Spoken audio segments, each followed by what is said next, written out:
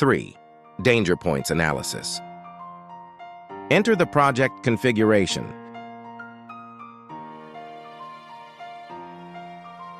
Determine the detection parameters.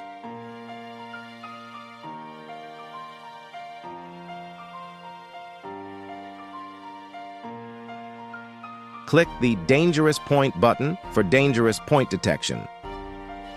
Click Cluster by Class option. Recommended to use the default value. Click the Start button for processing. Double-click on the right side of the list. View the location and distance. Can hold the Ctrl key to select multiple dangerous point.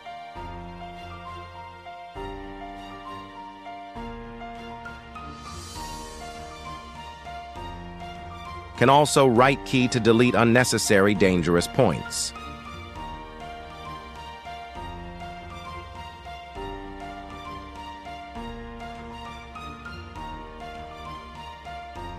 Click the Image button to generate the image file required for the report.